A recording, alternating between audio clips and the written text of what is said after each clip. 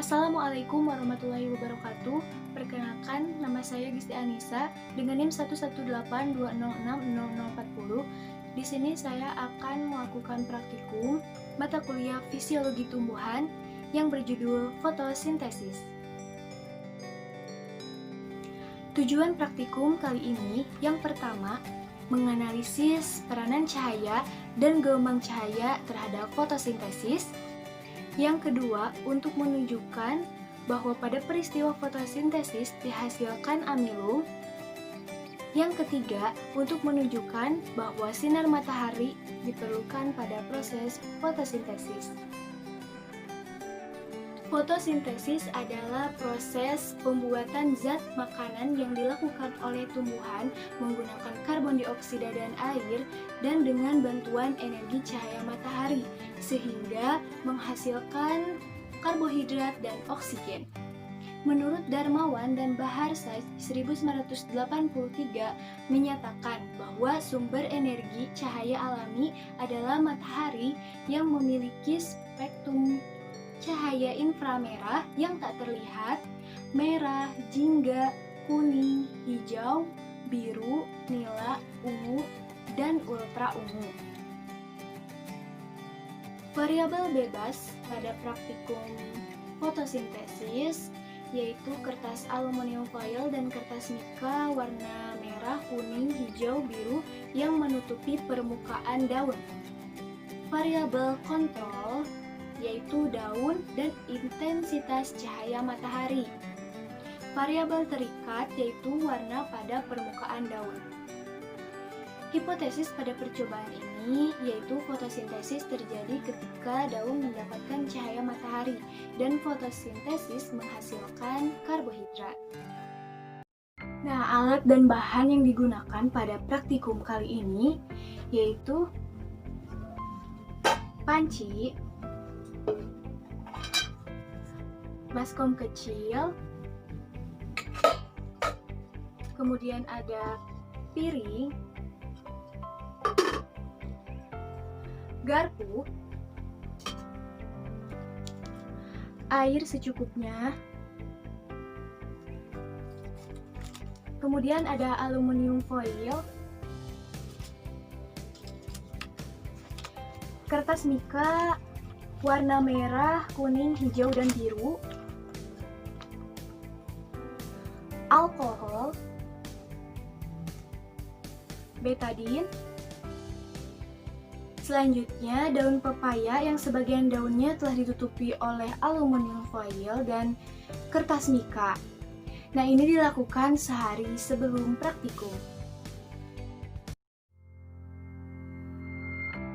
Langkah yang pertama yaitu memilih tanaman yang berdaun agak lebar. Usahakan posisinya berada di bawah sinar matahari.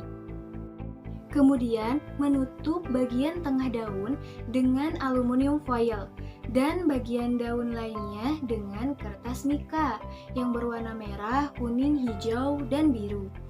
Langkah selanjutnya, setelah 1 hari didiamkan, kita petik daun yang telah dibungkus oleh aluminium foil seperti ini. Kemudian, kita buka kertas aluminium terlebih dahulu.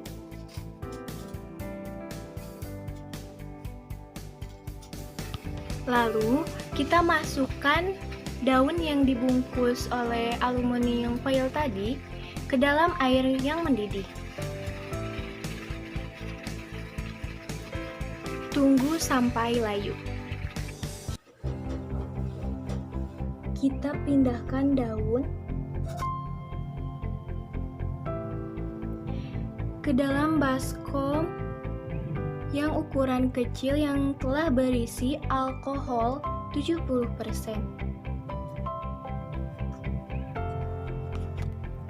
Lalu kita panaskan alkohol secara tidak langsung. Tunggu beberapa menit hingga daun pucat.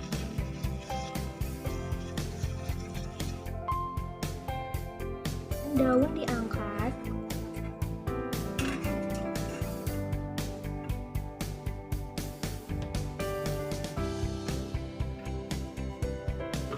Kemudian dicuci bersih dengan air.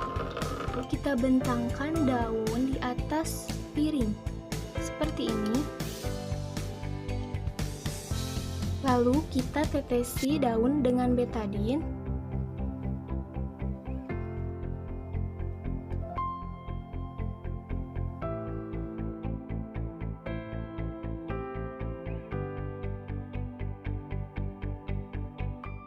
Kemudian kita amati daun yang tidak ditutupi dengan aluminium dan daun yang ditutupi dengan aluminium foil.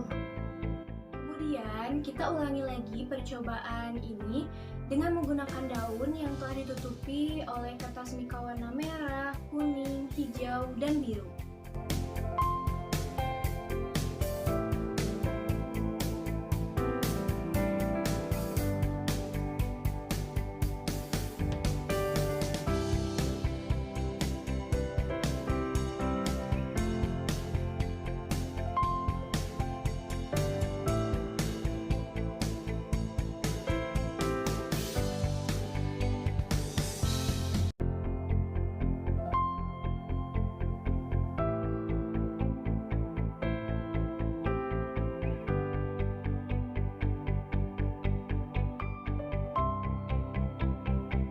Dari hasil pengamatan, terdapat perbedaan warna daun yang ditutupi oleh aluminium foil dan dengan yang tidak ditutupi dengan aluminium foil.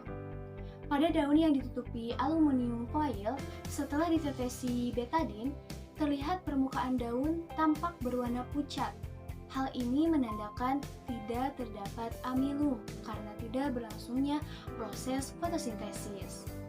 Sedangkan pada bagian daun yang tidak ditutupi oleh aluminium foil, setelah ditetesi betadin, terlihat permukaan daun berubah menjadi biru kehitaman. Ini menandakan adanya amilum yang merupakan hasil fotosintesis. Nah, hal ini sesuai dengan percobaan Sack. Menurut Malcolm 1990 menyatakan bahwa Sack menyimpulkan bahwa warna biru kehitaman pada daun yang tidak ditutupi oleh timah menunjukkan adanya amilum. Sedangkan pada daun yang ditutupi oleh mika warna merah, kuning, hijau, dan biru, setelah ditetesi oleh betadin, terlihat permukaan daun tampak berwarna ungu kehitaman. Hal yang sama juga terjadi pada daun yang tidak ditutupi oleh mika, yang menunjukkan warna yang sama. Menurut Wiraatmaja 2017, spektrum cahaya tampak yang paling efektif dimanfaatkan oleh tanaman hijau untuk melakukan proses fotosintesis, yaitu warna merah dan biru. Sedangkan spektrum warna hijau tidak efektif. Spektrum warna hijau sebagian besar dipantulkan oleh pigmen yang terdapat pada kloroplas, yaitu klorofil A, B, dan karotenoid, sehingga energi yang diserap oleh tumbuhan sedikit.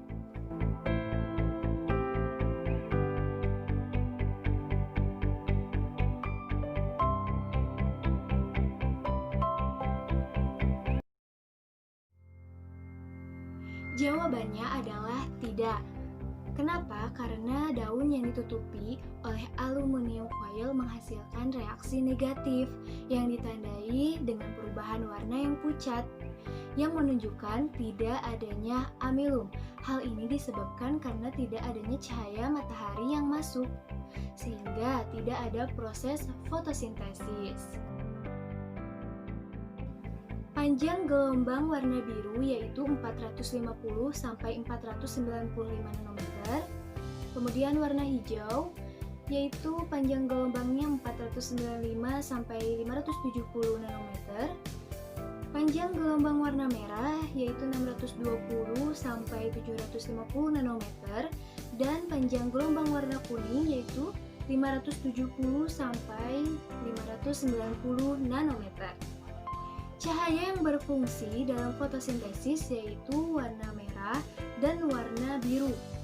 Bila dilihat dari hasil praktikum, permukaan daun yang ditutupi oleh mika merah dan biru setelah ditetesi oleh betadin itu ditandai dengan warna biru kehitaman sehingga menunjukkan adanya proses fotosintesis. Fungsi iodin atau lugol yaitu untuk menunjukkan adanya amilum pada bagian daun yang ditutup dan bagian daun yang tidak ditutup.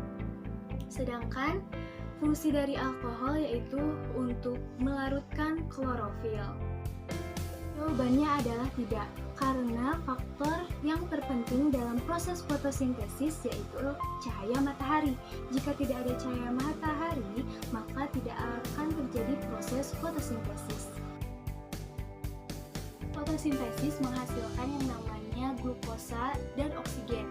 Nah, oksigen inilah yang nantinya dikeluarkan oleh tumbuhan melalui stomata. Kemudian oksigen berada di udara bebas yang nantinya untuk dihirup makhluk hidup lainnya seperti manusia dan hewan. Kesimpulan, fotosintesis adalah proses pembentukan bahan organik dari bahan anorganik dengan bantuan energi cahaya matahari.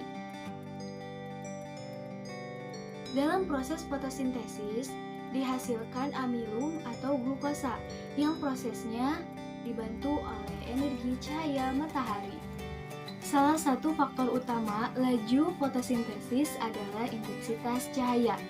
Spektrum warna yang digunakan dalam fotosintesis yang paling efektif adalah warna merah dan warna biru.